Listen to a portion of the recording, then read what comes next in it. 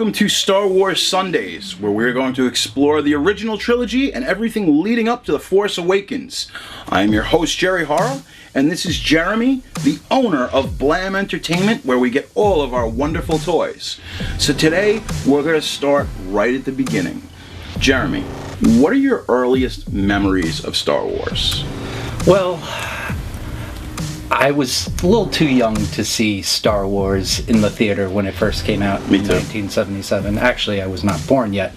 But my very first theater experience was the re-release in 1981.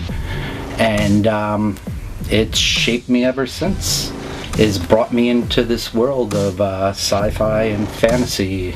And yeah, well, I mean, what I remember, my first Star Wars experience, I was too young. I think my parents had taken me to a drive-in to see a re-release again of the original film, because it did play for years. Even after it was dropped in '77, it just kept playing because that's the way it was. It had two special holiday releases, but my earliest memory was there was a local theater waiting online, a line that wrapped around the building, because these were small theaters. These were what were triplexes or one-screen theaters. They gave us, I saw Return of the Jedi, and they gave us, it was fat, it was thick like this, and it was a collectible magazine. So as we waited for the theater to fill in, it was very nice that online the theater owners had given us this collectible thing, and it wasn't chintzy, it was like the size of a catalog. So before I'd even seen the film, I'm sitting there looking at all these pictures, and I'm just like, what is this? So that's my earliest memory, and then obviously the VHS experience of my father bringing home the first, VHS players and get it. I remember my father rented Empire Strikes Back 300 times or something like that, and we would watch it. I mean, it's one of those things, and like I've said before, if you're of a certain age, you understand that before Star Wars there was nothing. Now, I'm not taking any credit away from any other science fiction films or fantasy films, but Star Wars is unique as it has crossed generations. Now that we're awaiting, 1977 to now, that's 38 years ago, right? correct. And we're now just getting the continuation. Like when you're a kid and you're on the playground and you're thinking to yourself, what's gonna, after Return of the Jedi, we had many questions, and we had always figured with books that came out, like when we were in high school, if you remember Heir to the Empire, though that was supposed to be the continuation. Now, since Disney has bought Star Wars, essentially anything that was outside of the films is now non-canon. So we have to kind of think whatever J.J. Abrams is bringing us is going to be what is the truth.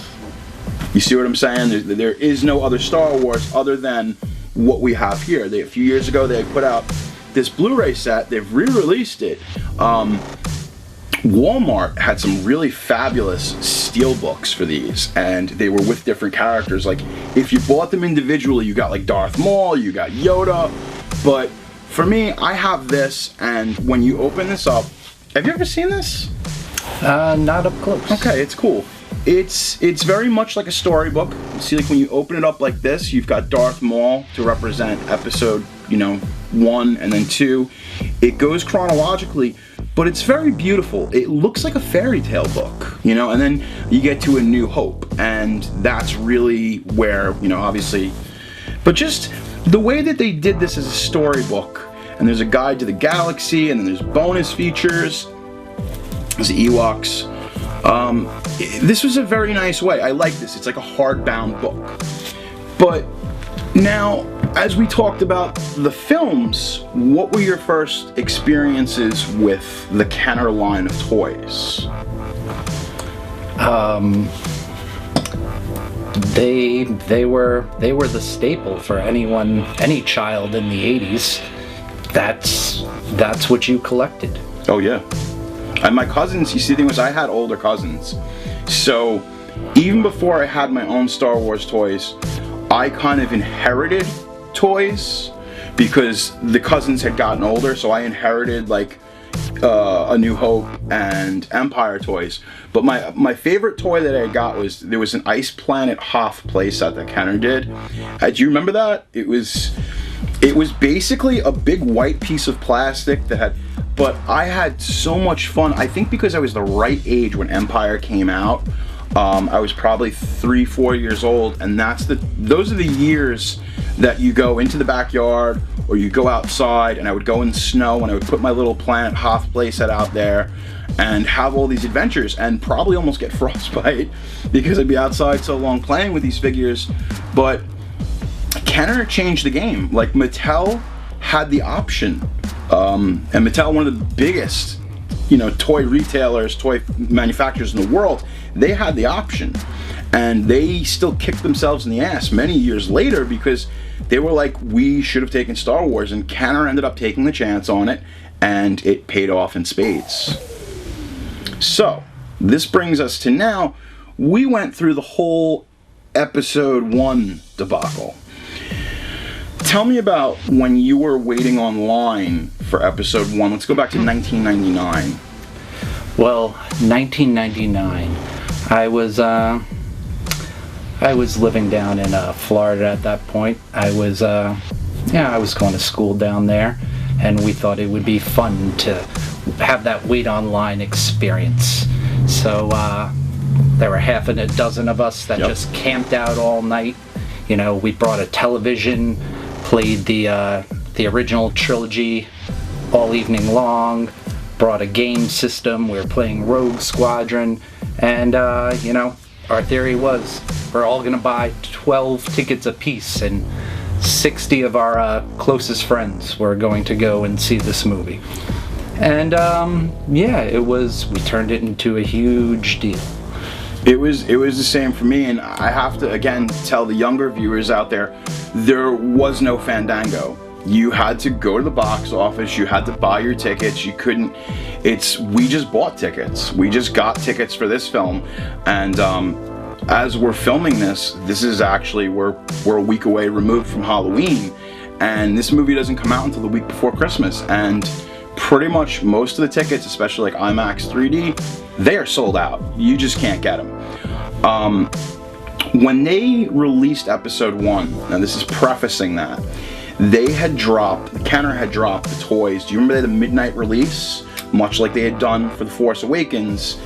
And that was bedlam. And people were just, because you gotta understand, like, between episode 1 and Return of the Jedi, there was the Power of the Force line, if you remember, which was like the roided out versions of Luke, stuff like that. But there was like this hunger, this built up hunger for Star Wars that had to be satiated. Now I feel like, even though it's just as big as it was, wow, I think some assholes on a motorcycle.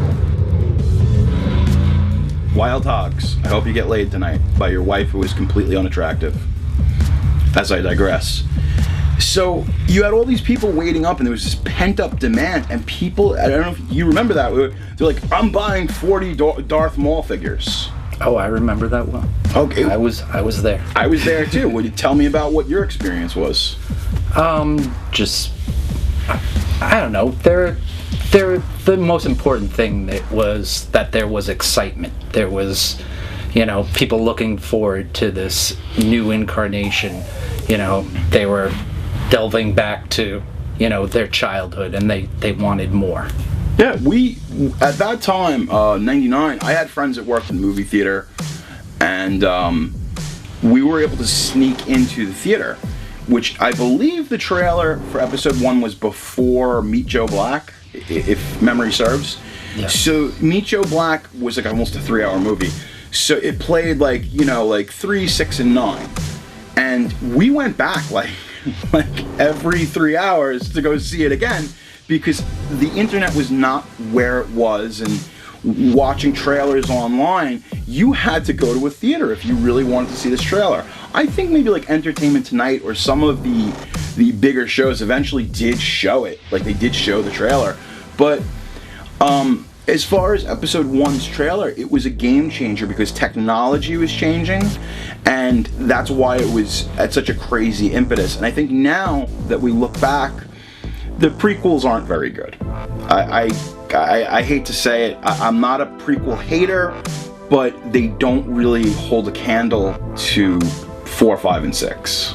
Yeah, you were talking about theater experiences. I feel like kind of a chump after the fact. Not only did I spend, entire 24 hours online for tickets to the movie, I actually showed up opening night, shaved head, dressed as Darth Maul, made my own crazy horns out of styrofoam and latex, had a friend who was like, semi-professional makeup artist, or that was her goal, paint me up, and it was a fun experience, but it's funny when you look at that movie Fanboys, it's really a fun little film. But Seth Rogen's in it. He plays multiple characters, but he has the one character where he's kind of a drug dealer, and he's got all the new characters tattooed on him, and he hasn't seen the film yet. And he's talking about, Jar Jar Binks, I think that's gonna be the big winner. And it's crazy now because we're seeing the release of the merchandise, but all the children that are in my family and in my life, like, they already have toys, hats. I mean, even right now, I have this hat. This is the first order. We don't really know what this film is about. So it's just such a weird thing. Like, you're buying merchandise for a film that you don't really know what it's about. But then again, I forgot about episode 1. I bought those toys. I bought the episode 1 toys. I bought, Darth Maul, aesthetically, he's one of the coolest characters. He has a double lightsaber. He looks like the devil. And the sad part was spoiler alert, he was built up as the big baddie, and he dies like a chump. And they cut him in half. So it's not, and I think it was cool. Like, I saw the episodes with him on Clone Wars, and he has that robotic body. And I thought that was really cool. And then even Dark Horse had done some comic books with him, and he was like a really great character, but he was like a red herring. It was very obvious that the Emperor was behind all of it. I mean, if you didn't see it, the other thing too, episode 1, where it just seems to,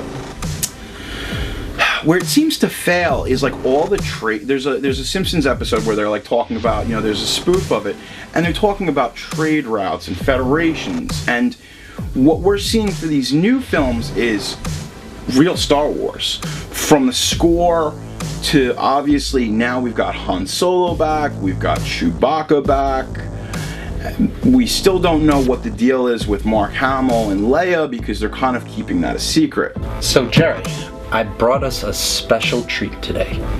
We have here the Hot Toys Episode 4 New Hope Star Wars figures. And they're beautiful. I don't know if the camera does them justice, but they're incredibly beautiful. For those of you that do not know much about Hot Toys, they're a Japanese company that makes high-end collectible 1/6 scale 12 inches figures with the most realistic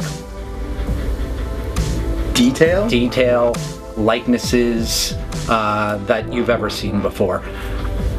My business is toys. I have hundreds of toys going through my hands on a weekly basis. For me personally, this is what I collect, and because they are just amazing. Right here we have the Han Solo and Chewbacca 2-pack. Han Solo stands at 12 inches tall, features 30 points of articulation. You could see the likeness on Harrison Ford is amazing. If you see the close-up of the face, we're down to like wrinkles and skin texture and just amazing detail. Accessory-wise, he comes with 10 different swappable hands, a droid collar, blaster pistol, a headset for when he's flying in the Falcon cockpit. Just an amazing figure. And with him is Chewbacca, standing at 14 inches tall. Comes with his bandolier, bowcaster, a pair of swappable hands as well, and real fur action. It's incredible. I mean, I really have to say, like, all three of these figures, he hasn't even gotten to Obi-Wan, but the Chewbacca figure is just, it's a work of art. I mean, they're all beautiful, but I have a soft spot for all things furry, and don't get any ideas, but you know what I'm saying. And as a bonus, when you buy the 2-pack, you get exclusive accessories. You get, for Chewbacca, you get the heavy blaster rifle that he's using in the Death Star. And for Han, you get the Stormtrooper belt and Stormtrooper blaster. Now, you could buy these individually, which Blam Entertainment, your company, has for sale, but this is my recommendation, okay? I would get the 2-pack. The 2-pack is the way to go. Which we stock as well, of course. So, get the 2-pack, because I feel like there are characters like C-3PO and R2-D2 go together, and Han and Chewie are kind of like that same thing. It's like the Murtaugh Riggs from those Lethal Weapon films. I'm comparing Lethal Weapon to Star Wars. And then tell us a little bit about Ben Kenobi here. Well, then, your next release is Obi-Wan Kenobi. Once again, swappable hands, action figure display stand with the nameplate. Features multiple lightsaber hilts, one to hang, one for use, and he actually has a swappable arm too, where the lightsaber lights up. Yeah, I mean, I really have to say, as far as this figure goes, I'm taking down his hood. The sculpture on this figure, I mean, okay, this is Alec Guinness. I mean, Sir Alec Guinness. This is, I'm gonna say it right now, as far as Obi-Wan, Han Solo, and Chewbacca, these are the three most realistic, to-scale, detail Star Wars figures I have ever seen. And believe me, I've been around the block, especially with toys. That does not sound good. But what I'm saying is that it's kind of like we talked about with other Hot Toys. It's like, if you're going to get that one collectible, whether it's Marty McFly or whether it's RoboCop, these are the Star Wars figures to own. And Funny you should mention, because Marty McFly and RoboCop are also available at Blam Entertainment. Also available at Blam Entertainment. You can get those right now. Now, you were telling me that there's more figures coming in this line? Correct. They released the Stormtroopers, which, were so hot, they are completely sold out. But wow. But Luke and Leia and Darth Vader should be arriving before the end of the year, and come January, right after the new movie, The Force Awakens, drops, we will be treated to Kylo Ren and a whole slew of different First Order troopers and snow troopers and flame troopers. And I think, honestly, if you have someone, or you yourself, Christmas is coming, Hanukkah, Ramadan, Kwanzaa, all these big holidays are coming up, and this is something that if you have a person in your life who loves Star Wars, whether it's Han or Chewie or Obi-Wan, I'd say this is probably one of the best gift options. Now, these are not going to be around forever. This is kind of first come, first serve, so what you're seeing, you're going to want to go to Blam Entertainment. You'll find the link below. If you're interested in any of these figures, my personal recommendation, because they are Episode 4, A New Hope, I'd probably get these as soon as possible, because once they're gone, they're gone. So now that we know we're getting into some serious Jedi action, I'm completely sold on this film. But one thing that started occurring to me was CoverGirl put out a line of makeup, and then some coloring books started coming out, and they all have this female character, and it seems like, they had John Boyega the actor from Attack the Block, and they had shown him with a lightsaber, and he had the Imperial gimmick, just like they had in A New Hope. And it's like, I'm thinking to myself, I'm like, wait a second. I'm like, whoever this female is, whether she is the child of Han and Leia, there is that rumor that Kylo Ren, and what is her name? Because I don't even know. Her name, right now, she's just being called Rey. There you go. So they're not revealing much. One name. They're not revealing the whole name, and just like with John Boyega, Finn. So it's kind of like they're trying to. It's ambiguous. You're speculating who's attached to who's what. You see Finn, with the lightsaber and all that. Personally, I don't think he's the Jedi. I think he's the Catalyst character. He's the one that finds Luke's old lightsaber that he loses from Cloud City in Episode 5, Empire Strikes Back. He's the one that brings all these characters together, but we stumble across Rey, who's this strong female character, and I think she is the true Jedi. I think she's the protagonist of the story, and what's bringing her front and center is CoverGirl just released a bunch of makeup. Now, this is something that there in the past there have been Star Wars disco records, there's been Star Wars everything, but now with the success of films like The Hunger Games, Divergent series, Twilight, Pitch Perfect, people have finally realized that there's a lot of women and they're not being served as far as having heroines to look up to. So that makeup ad campaign that they're doing was the dead giveaway that front and center that this character Rey is the main protagonist. She is, if you will, the Luke Skywalker of this series. I think fans are thirsty for a strong female protagonist. The last Mad Max movie, Furiosa. The reaction to Furiosa. Charlize Theron's character. She stole the movie. In Fury Road Mad Max, if you've seen it, you haven't seen it. Charlize Theron, Mad Max is second banana. She's a much more cool.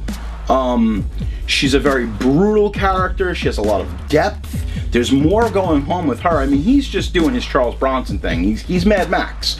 But I think what we're starting to see is it's the changing of the guard, that young girls are going to have finally these archetypes. And the thing is too, watching A New Hope, Leia was a good hero, but she was still kind of a princess. Rey seems to be a much different character. She seems much more rough and tumble, someone who can handle themselves, who isn't afraid, someone who's a warrior. And I think that's the difference. Even Amidala was kind of a disappointment. It was like costume changes. And I think that George Lucas, in his infinite stupidity, thought, hey, it's a little princess doll, la la la la la. And I don't think that's we can sell Barbie dress-up dolls. Exactly, and I think that's the difference with this movie, is that you have the female audience, and from a business standpoint, a female audience is a better audience, and I'm going to tell you why. They do repeat business. If young girls like a movie, they'll go see it multiple times. Now, boys had done that with genre films, but we're learning, with The Hunger Games, with Divergent, repeat business. And the other thing too is that whether it's Star Trek or whether it's Star Wars, there's always been strong female characters. It's very hard when you look into the regular mainstream cinema that there are these very strong, dominant female characters who are not just eye candy, not just an arm charm, but they have depth and a story. And I think that's very important. I think it's very important that they have a multicultural cast. And this is not to be PC, but I think it's kind of, the time has come, and I think that's why they used the John Boyega character Finn as a red herring. Now, in this new trailer, we saw Leia for the first time. She's obviously hugging Han Solo. It's been 30-something years since Return of the Jedi. Yes, so we've talked about, the new characters, Finn and Rey, but what about everyone we know and love who's back? Mark Hamill, Carrie Fisher, Harrison Ford, what have they been up to? What has happened with them in 30 years, and what role do they play in this movie? Well, it's pretty apparent. I mean, one thing that I can assume is that Chewbacca and Han Solo have been having adventures. They've been up to their old smuggling and the things that, it seems like they've probably been doing it, but we don't know. We don't know what they've done. Chewbacca could have been doing a life sentence in prison. Well, an interesting thing, I don't know what they've been up to, but part of me feels like they've been a little low key, and they may have been parted with their home, the Millennium Falcon. At the end of the first teaser trailer, that shot of Han talking to Chewie says, "We're home." Where is home for these two? And they've never been identified as the Millennium Falcon is their home. There's so much speculation, even with my Cap, the First Order. In this new trailer, we saw Kylo Ren, and he's looking at the melted Darth Vader mask, and there is this idol worship that's happening there, and he wants to, there's almost a line in there where, I'm going to finish where you started. And there's also been talk that because of the crude lightsaber that has the hilt, and it's kind of like flittery. I can't explain it correctly, but it's almost like it was not fashioned by a Sith, not fashioned by a Jedi, but crudely made by someone who would want to make a lightsaber. Which I'm sure, you get some dilithium crystals. Is that Star Trek? Yeah, I think so. Okay. Scratch the dilithium crystal theory. But it looks like it's a crudely fashioned, and it's very kind of barbaric looking with the hilt. So we're kind of at this point now, and I'm happy that we're at this point. I'm glad we don't know. I'm happy, because when we finally go get to see this film on December 17th, because we're nerds, we're not going to see it the 18th like the rest of you. We have to see it early. We've got to beat you to the punch so that we can shoot another video on it. But I feel like we're in for some great surprises, and I really have a really good feeling about this, and I feel scared even saying that, because it's like, when you live your whole life and everything you know is Star Wars, and then the Phantom Menace dropped. Look, I saw the Phantom Menace in theaters many times, under the influence of many different substances, and I have to say, I lied to myself. I was in denial. I really was in denial with the Phantom Menace that it was a good film. And the second one came out and said, well, maybe it'll be better. Revenge of the Sith is probably the best one out of the three. But even then, they're like surfing on lava things. It's just dopey. It's all green screen. I'm glad that this film, this Force Awakens, was shot on 35mm. It's actually shot in Tunisia, shot all around the world. Practical effects. You've got Jim Henson's Muppet Shop is working on a lot of the puppets and all that stuff. We've got practical effects. Like when you see the new little guy who's kind of like the new R2-D2 in my eyes, BB-88, he's a functional thing. He's just like R2-D2. He's a real thing that goes around the set, and it's incredible. And I think that's why we love Star Wars, because it was the first time we saw a universe that was akin to our own. It wasn't the shiny space future of the Jetsons or the sterile world of 2001. No, it was a world that felt very lived in. Yep. and real. Exactly, and that's why when it goes back to it, I really hope that people like our viewers, you go back and you watch that original trilogy. People, they have their difficulties with it, and people will nitpick it. But that's what makes all of this so special, is that we're sitting here talking about speculation and not knowing. In today's world, we know so much about the movies that we feel like we've seen them by the time we get to the theater. We don't know. And honestly, I'm going to thank Disney. I thank J.J. Abrams. I thank everyone involved with this movie for keeping it such a secret. Now, on December 18th, or the 17th for us because we're nerds, we will find out the truth. And we'll be back to show you more exciting toys and more exciting hearsay about The Force Awakens. Until then, I'm Jerry Hara. I'm Jeremy. From Blam Entertainment, where you can get all these lovely toys. And I hope you've enjoyed Star Wars Sunday. We'll see you soon. May the Force be with you.